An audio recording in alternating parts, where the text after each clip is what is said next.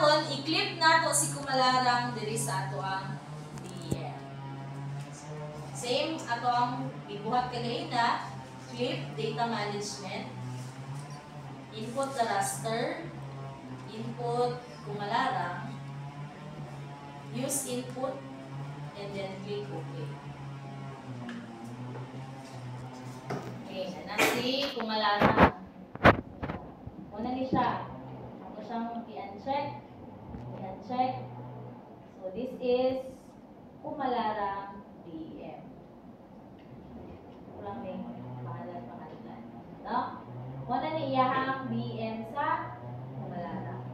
Kung tanaw na to, with symbology,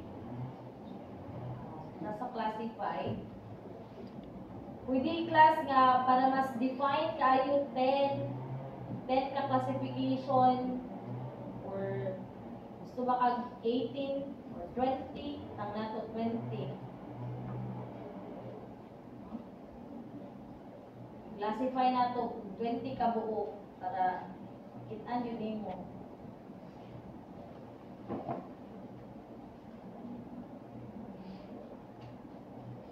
Okay, nga na imuhang kitaan. Okay? Kung ato na siyang himuon o hillshade, I use hillshade, mas mababa pa ito siya. No, or, be, daghan na tayo na. Tatas ang bahay. Yan na inyong kitaan. No? So that is your DEM, Digital Innovation Model. Now let's proceed to kamu na ibala sa layout. Let's proceed. Kumana ka sa DEM, gikan sa Google, sa USGS, dali na punta sa slope. So what you will do, class, kay dapat i-prepare na to, no? Anak ko dali, sa materials. No? Already in DEM, sa illustration, o naman input. Ang slope, kay muadto ka sa spatial analyst, surface, then slope. Imong kinahanglan ang field nga DEM. So, before that, ibutakan ako dire, load your DEM, check projection, naka-projected naman na siya, in system, in meters, so naka-meters na po. Basta USGS class, meters na siya. And then, kay 30 meters man yan. Fill the void or sink. So, how will you do that? Go to Spatial Analyst, Hydrology, and Fill. Sound daw to? Go to the toolbar, toolbox, Spatial Analyst, Hydrology, and then Fill. Magabot ni mo din sa Fill, atong ibutang si DEM. Atong pangalan siya, utang na to siya diri sa atong terrain. Ang pangalan na to o fill. Save.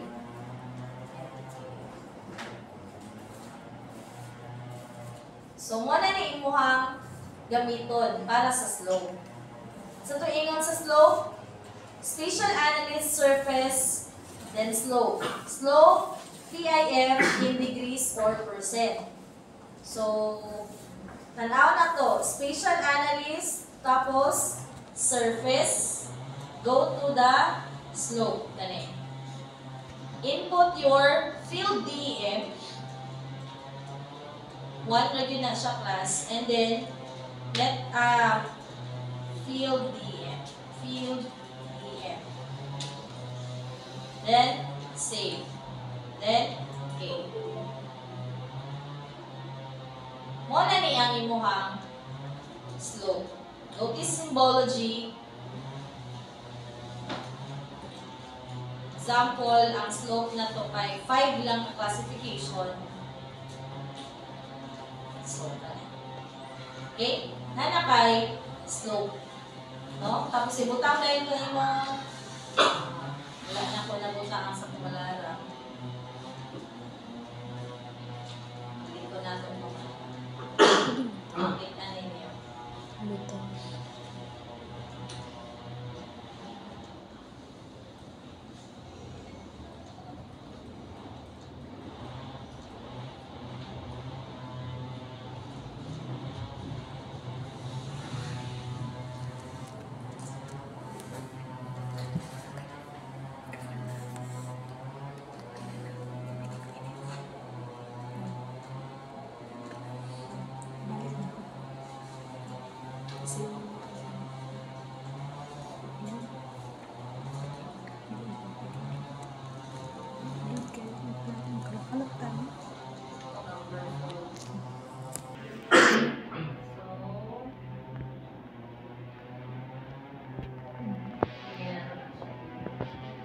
So, meaning, si poblasyon, mo niyang iyahang slope, no?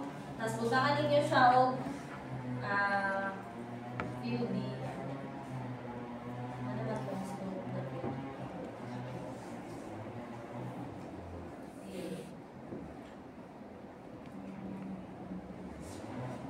Not PUD.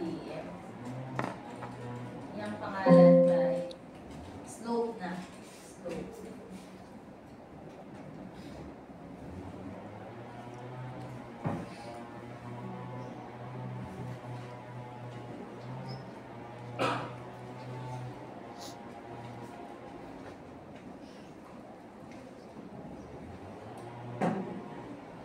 No, kung i-zoom na to,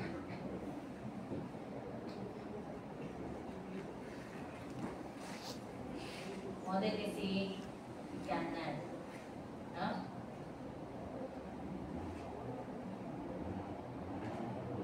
So, inyo na po ang butangan ng layout. Okay, pag humani slope, ato na punta ni mata sa slope, aspect. So, same na gyapon. Go to the toolbox and then nara siya sa surface aspect. Kato gyapong field DM inyong gamiton kani field, no? Tapos aspect ano ka aspect. Click okay. So, mo ni ang color sa aspect. Meaning this one here, kay flat, ang aspect class, asa daw padulong ang pan sa sun. No? Asa sila nagkatubang? North, northeast, south, southwest. Wala. Para ma-receive nila ang ilahang sunny sunlight. Next is curvature. No? So, dito sa curvature, nara diri curvature. Dali na kayo. Ang feel na gyapon imo ang gamiton. Curvature. Click okay. So, mali ang curvature sa kumalana. Pwede nimo na siya ilisdan o color sa kung sa imo gusto.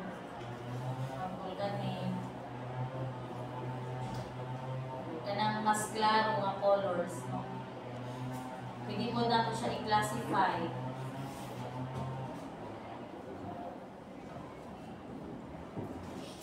Muna ang curvature sa malala. Sa legend kaninyong ipakita. What else? Next is sunod na to.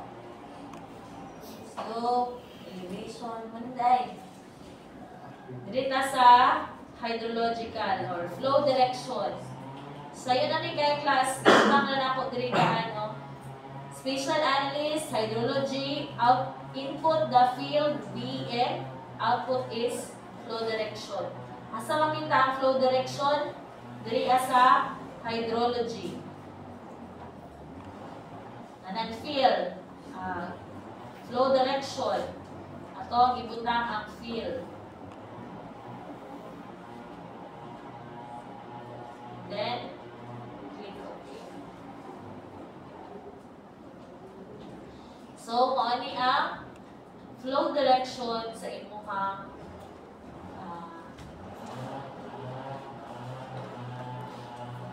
balik ko na ito, flow direction.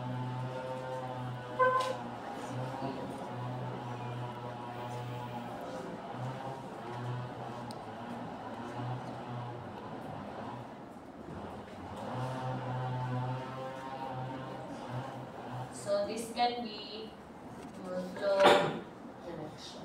Hindi nga full blue. Flow direction class, asa padulong ang tubig. No? The next is flow accumulation. Asa mag-accumulate ang tubig. Dito.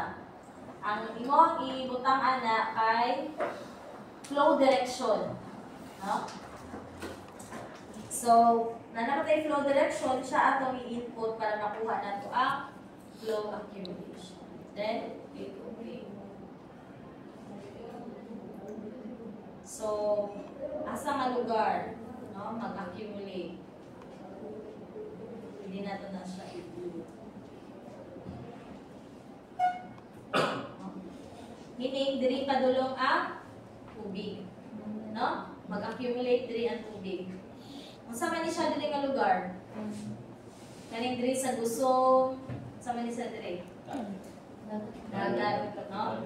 Diba makita nato oh, mas ang iyang kuan class. Murag ugat-ugat. Meaning dira mo agi ang tubig. No?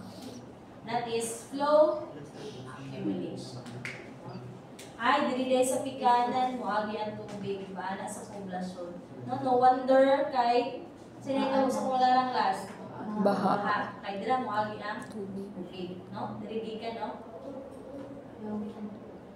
Sige. What's next? Derived indices. So, next meeting na lang ni daghan-daghan na. No? Anyway, ang inyong kuan, pwede nang mag-una diri sa flow accumulation ng flow direction. Anyway, October 24 pa mapod ang deadline. Sinabot? Okay. Karon kay wala mo'y sige, hatag na ako ng DM file sa inyo para makapractice mo diha.